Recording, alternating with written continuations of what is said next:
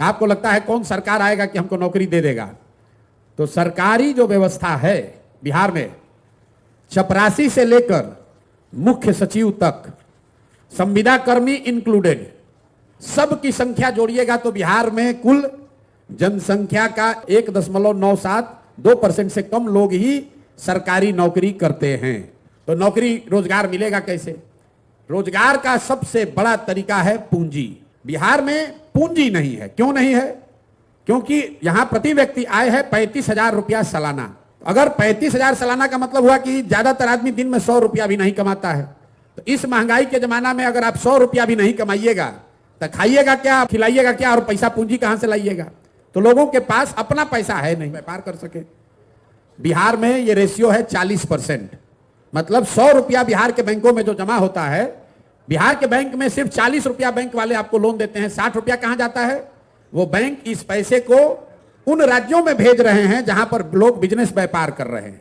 गुजरात में, तमिलनाडु में, तेलंगाना में, आंध्र प्रदेश में। वहां सीडी रेशियो कितना है? 90, 95, 100।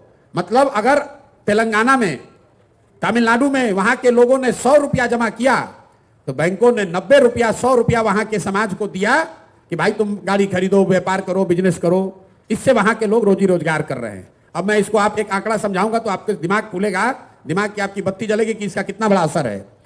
पिछले फाइनेंशियल ईयर में, वित्तीय वर्ष में, इसी गरीब बिहार में आपने, हमने, सबने मिलकर बिहार के बैंकों में पैसा जमा किया 4,21,000 करोड़ रुपया। बिहार के लोगों ने बिहार के बैंकों में पैसा जमा किया 4,21,000 करोड़ रुपया। अगर सीडी रेशियो मतलब 70% बैंक कर्ज देते तो बिहार के लोगों को कर्ज कितना मिलता? 2,80,000 करोड़ रुपया। लेकिन मिला कितना? 40% है तो मिला 1,61,000 करोड़। बाकी पैसा कहां गया? बाकी पैसा चला गया यहां से दूसरे राज्य में। लालू जी मुख्यमंत्री बने थे 1990 में। 1990 से लेकर पिछले वित्तीय वर्ष तक बिहार के बैंकों ने आपका, हमारा 26 लाख करोड़ रुपया ले जाकर दूसरे राज्यों में ट्रांसफर कर दिया। आपको लग रहा है कि यहां से लोग का पलायन हो रहा है। बिहार का जो पलायन का समस्या है, यह सिर्फ श्रम का, लोगों का पलायन नहीं है। लोगों का पलायन है, बुद्धि का पलायन है और पूंजी का पलायन है। जो नौजवान है, जिसके पास पैसा, साधन, पढ़ाई नहीं है, वो मजदूरी करने के लिए बाहर जा रहा है। जो नौजवान पढ़ लिख गया, वो पढ़ाई करके बाहर नौकरी करने के लिए पलायन कर रहा है। और जो पैसा हम लोग के पास है वो भी दूसरे जगह जा रहा है। आप आजादी से पहले कहानी सुने होंगे, नील का खेती, कपास का खेती होता था बिहार में, देश में, और अंग्रेज यहां से उसको ले जाकर कपड़ा बनाता था इंग्लैंड में, और उसी कपड़े को लाकर फिर बेचता था यहां भारत में। इसीलिए गांधी जी ने आंदोलन शुरू किया कि विदेशी कपड़ों का बहिष्कार करो। अभी क्या हो रहा है? पूना में बन रहा है बजाज का मोटरसाइकिल। लेबर वहां कौन है? बिहार का। बजाज को लोन बैंक से जो मिल रहा है उसमें योगदान है आपके पैसे का।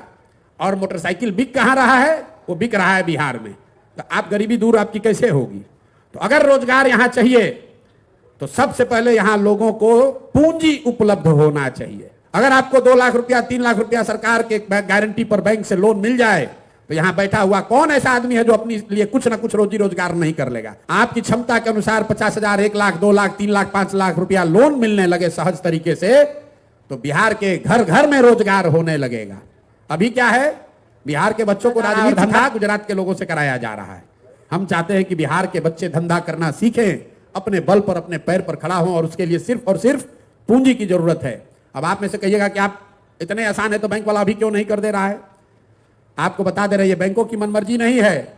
संवैधानिक व्यवस्था के अंतर्गत मुख्यमंत्री के चेयरमैनशिप में एक कमिटी है जिसको हर 15 दिन पर बैठकर यह देखना है कि बैंक बिहार का पैसा बिहार में ही लोन दे। तो बिहार में काहे नहीं हो रहा है? तो जैसे यहाँ का टीचर मुख्यमंत्री का बात नहीं सुन रहा है, दरोगा जी बात नहीं सुन रहे हैं, शराबबंदी जैसे मुख्यमंत्री से लागू नहीं हो रहा है, वैसे बैंक वाला भी नहीं सुन रहा है। अगर सिर्फ बिहार में 70% पैसा जो हम लोग का पैसा है वो बैंक यहां लोन देने लगे तो हर साल 2 लाख करोड़ रुपया अधिक बिहार में निवेश होने लगेगा। आप जरा अंदाजा लगाइए कि अगर 2 लाख करोड़ रुपया अलग से खर्चा होने लगे, कितना ज्यादा आदमी घर बनाएगा, कितना आदमी मोटरसाइकिल खरीदेगा, कोई दुकान खोलेगा, उससे लोगों को